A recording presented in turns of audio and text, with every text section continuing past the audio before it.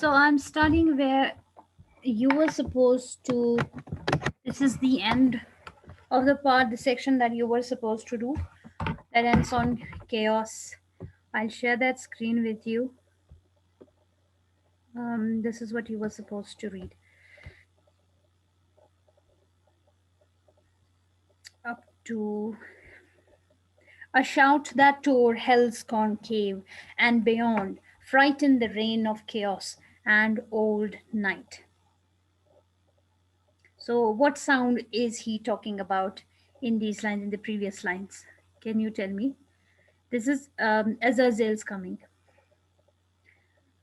His mighty standard that proud honor claimed Azazel as his right, a cherub tall, who forthwith from the glittering staff unfurled the imperial ensign, which full high advanced, shone like a meteor streaming to the wind, with gems and golden lustre rich emblazed, seraphic arms and trophies, all the while sonorous metal blowing martial sounds at which the universal host upsent a shout that tore hell's concave and beyond, frightened the reign of chaos and old night. Now, what do you mean by this? Summarize quickly. Quickly summarize.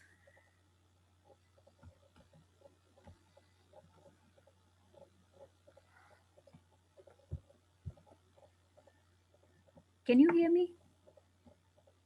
Am I Yes, audible? ma'am. So, quickly Yes, ma'am. summarize what was this about? Ma'am एक second एक बारी पढ़ लूँ पहले. I read it for you. Okay, so this is a sound which is loud and it's made by who makes the loud sound?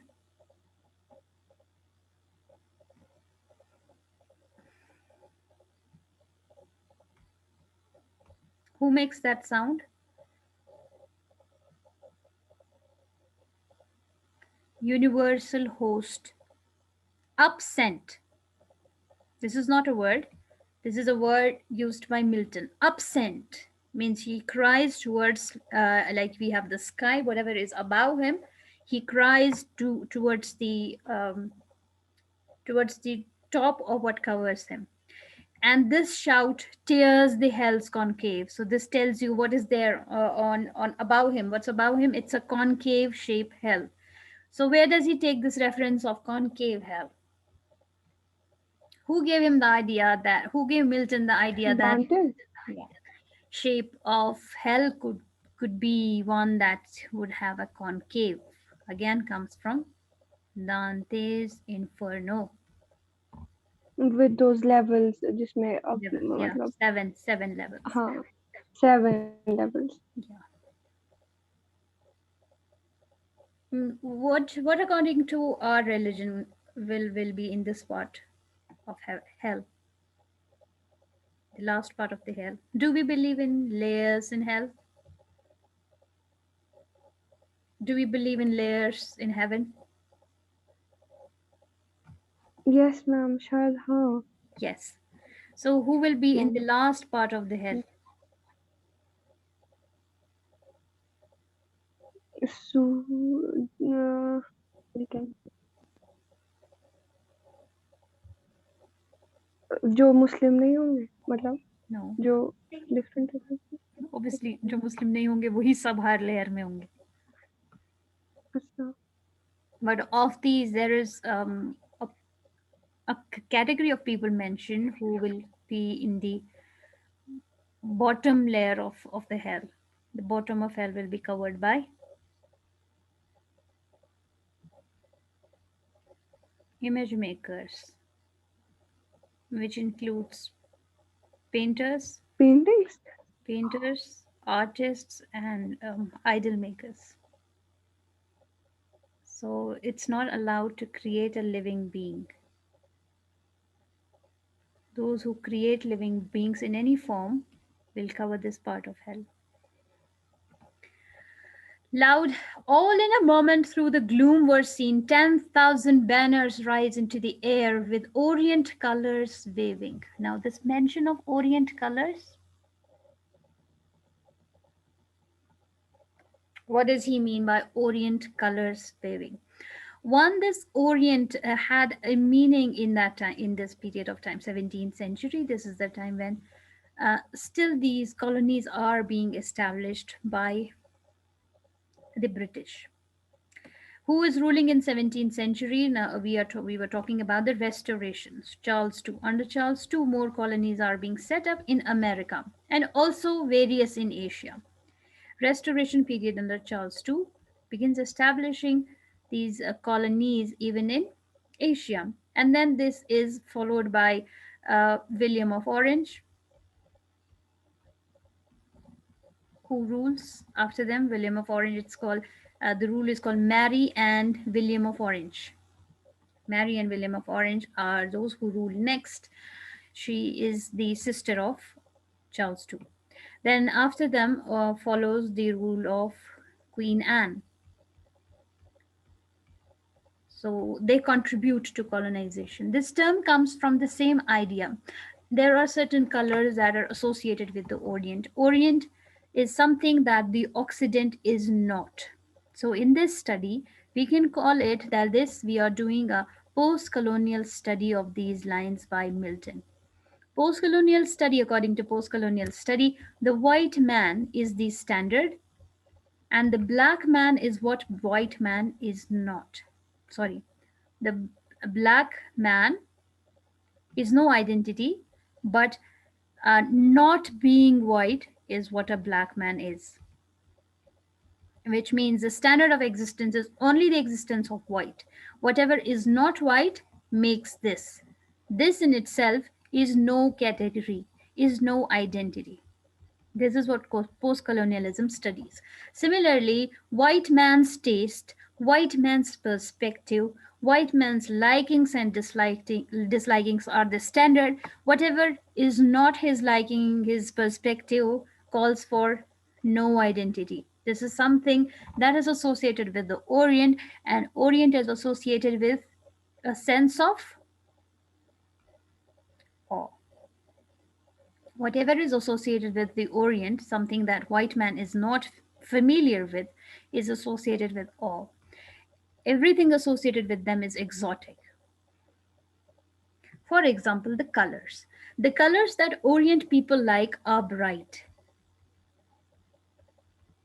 Bright colors are associated with the Orient. Whereas the Occident, the white man, does not like these colors. So, what goes up in the air? Orient colors waving, with them rose. This is the color of the banners. The banners are in bright colors, bright oriental colors. With them rose a forest huge of spears. And with that, he has already told you the number, the innumerable fallen angels that were there. Now think of all these angels carrying banners. 10,000. Where does he take this 10,000 from? 10,000?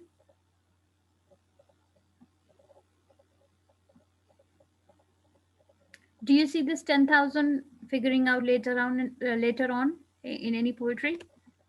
Ma'am, daffodils? Daffodils, 10,000 saw I at a glance. But Oh, can we say flowers. Milton was influenced by Wordsworth? No, Why? मतलब उसके बाद आया ना तो Yes, right. So chronology is very important. Of course, Wordsworth is nowhere in 17th century, in 1600s. He writes in 1890s.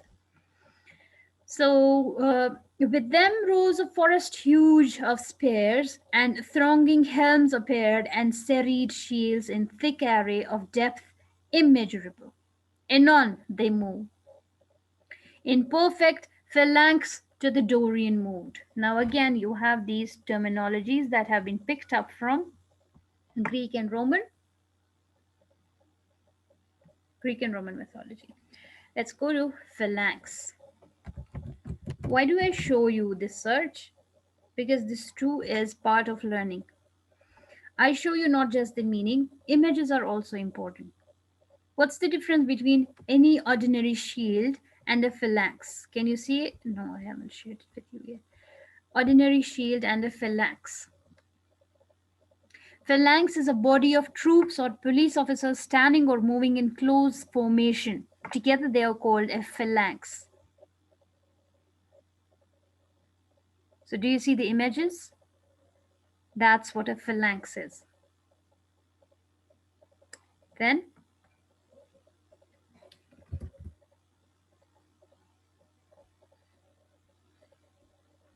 next is imperfect flanks to the Dorian. Dorian mood.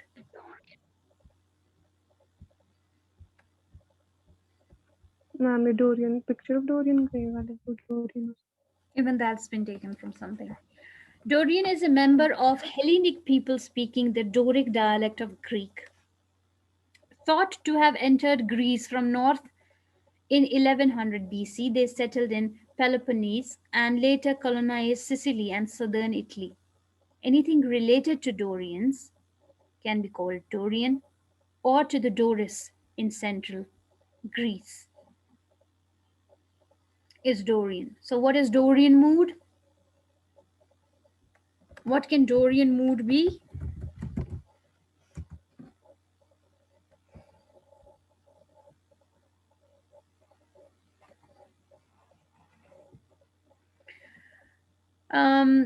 You were talking about doing this course on Roman and Greek mythology. Even there, they tell you about this particular idea of a hero among the Greeks and the Romans, ancient Greeks and Romans. They have a particular aura around them because they are two. The tribes, they are the tribes that are mostly warriors. And a warrior like figure is what they consider to be the standard of being. In these phalanx, you see they come with a Dorian mood, where the hero or the warriors of Greece only mean war or achieving their purpose. The sole purpose of what they stand for when they stand in a phalanx is what their mood, Milton calls, is their mood. This he calls Dorian mood. Clear? Means steadfastness in their purpose. They are steadfast in their purpose to take revenge from God. Anon means at once they move in perfect phalanx to the Dorian mood. The previous lines are again the same description over and over again given to you about the spears and the shields. Of flutes and soft recorders. Okay, in perfect phalanx to the Dorian mood of flutes and soft recorders. So they are moving and on. The movement they are making goes in line with, in tune with the way the flutes and recorders are playing.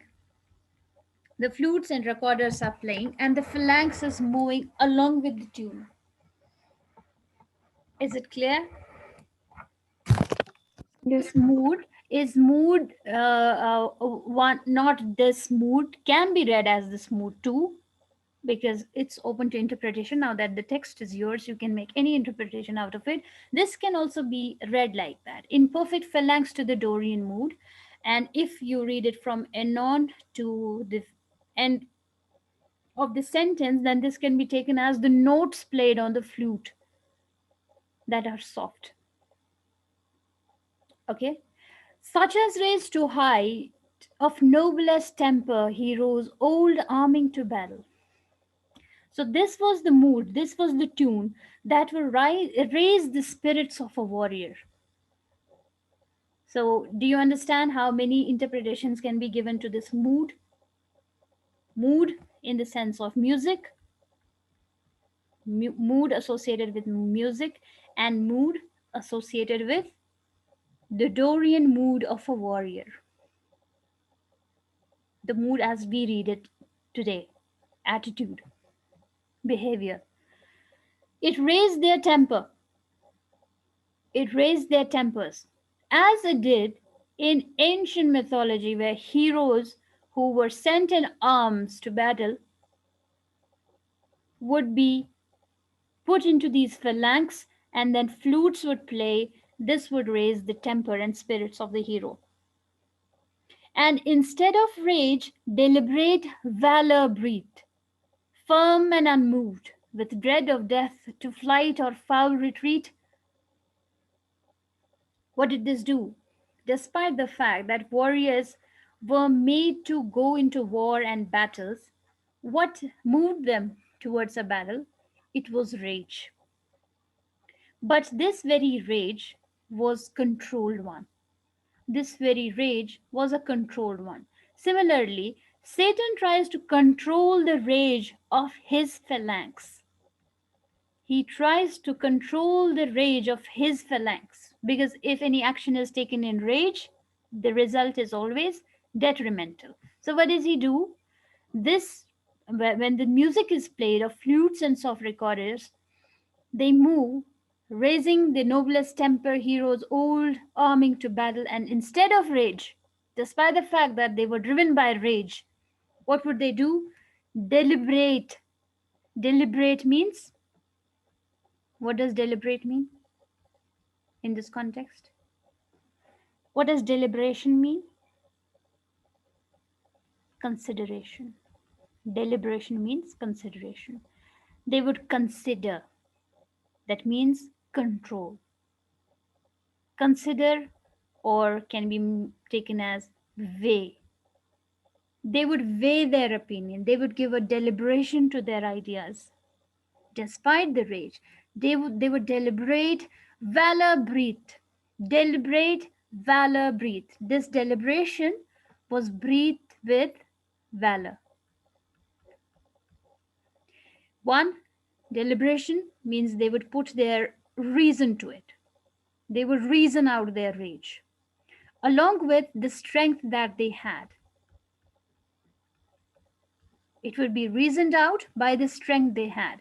For example, you see, Satan does consider taking a revenge from God, but he deliberates it. He agrees that my capacity is not of the sort that God has. I'm sure that I won't win. That's deliberation. He reasons out, is he capable enough to fight the war? He deliberates, does he have that strength? Does he have that kind of an army, that kind of instruments, tools to fight? So that deliberation, what does it do? It controls that rage. And instead of rage, deliberate valor breathe, firm and unmoved with dread of death. They are firm, they are not moved by the dread of death. They don't fear death. They don't fear death. They are firm about it, that they don't fear death, that the same dread of death would make them flight from the battle. Foul retreat, it was called. So, for these warriors, flight or foul retreat is something that would not fit the behavior of a warrior of Greece. Flight or foul retreat is considered was considered among the warriors of Greece as the most demeaning thing that could happen to a man. Nor wanting power to mitigate and swathe with solemn touches troubled thoughts, and chase anguish and doubt and fear and sorrow and pain from mortal or immortal minds. Tell me, what does this mean? Think.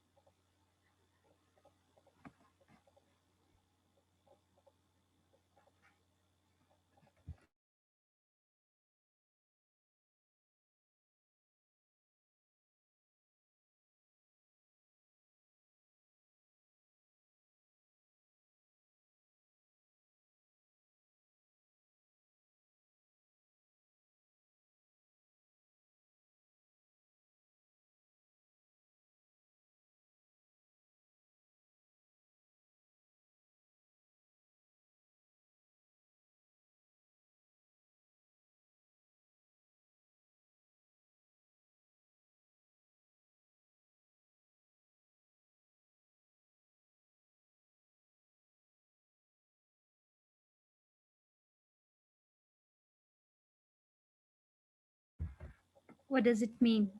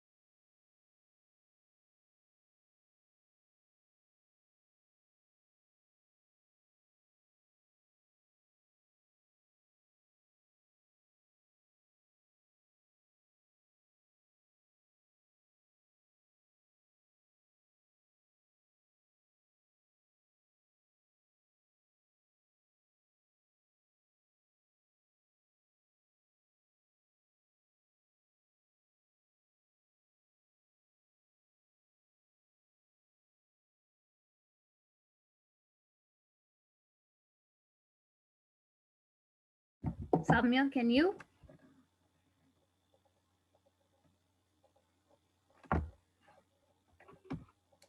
How did you do it then previously?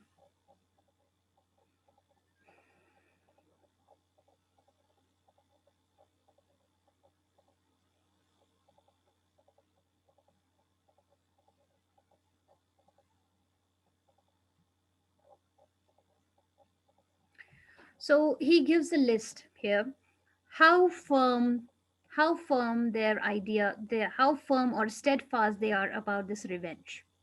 The rest of it is this is how firm or steadfast they are.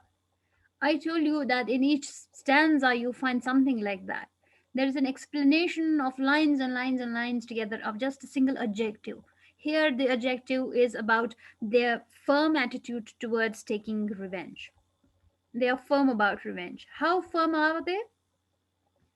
One, that they are firm that this rage is not this firmness doesn't only come out of the rage they have, but it's together with deliberation.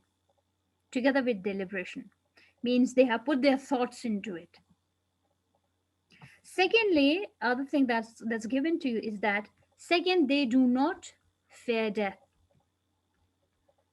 no fear of death. Then how firm are they? Third, nor wanting power to mitigate and swudge with solemn touches that nothing can change their mind. Mitigate means to make less, to change their mind, or to make them less firm about it. Swage means to change their mind, to twist their idea towards something else. Let's leave it to that. Let's change our mind.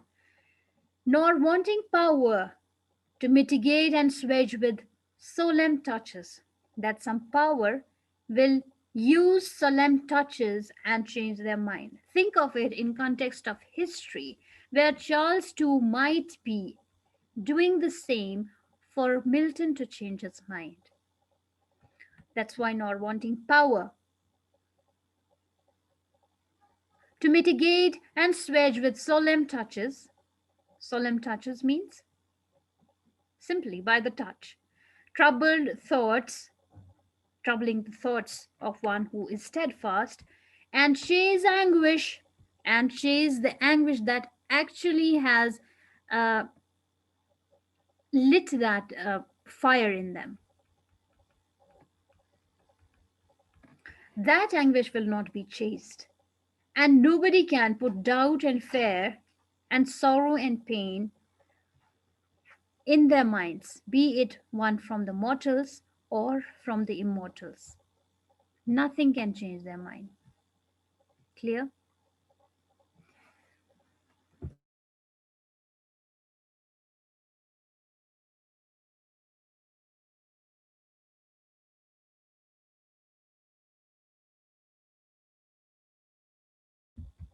Do you get my point? So, all this is about Yes, how ma'am. steadfast they are.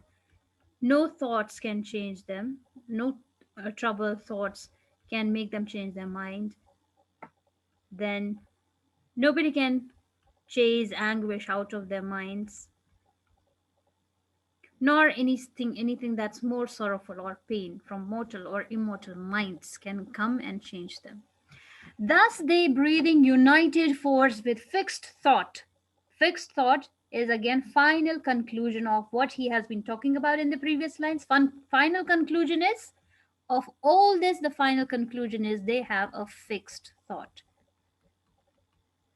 Clear? Clear Yes, enough? ma'am. Yes, ma'am. Let's move on. Moved on in silence to soft pipes that charmed their painful steps. Who uses this? Who uses this adjective later on? Moved on in silence to soft pipes that charmed their painful steps over the burnt soil. And now advanced in view they stand, a horrid front of dreadful length and dazzling arms, in guise of warriors old with ordered spear and shield, awaiting what command their mighty chief had to impose. He, through the armed files, darts his experienced eye, and soon traversed the whole battalion, views their order due, this visage and stature as of gods, their number last, he sums. Who makes use of this imagery after Milton? Quick, I'll not give you enough time for this now. The image that's used here. हमने पढ़ा है उसके बारे में Of course, you must have. First semester में Moved, I don't know if it was there in your syllabus, but maybe in your school you must have had. I'll give you hints. The hints are in words like pipe, move, charmed, steps, advanced in view, stand of dreadful length. No? Okay, this poem is by Hmm? Robert Browning.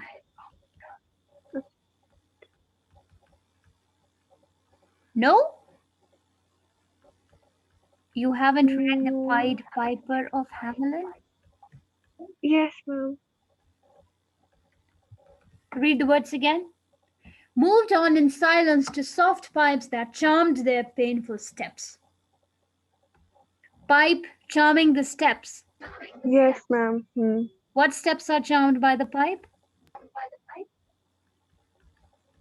In Pied Piper of Hamelin? Whose pipe steps are charmed? लोग बच्चे चल रहे थे उसके पीछे Before पीछे that? और फिर रैट्स भी Yeah, rats children and rats.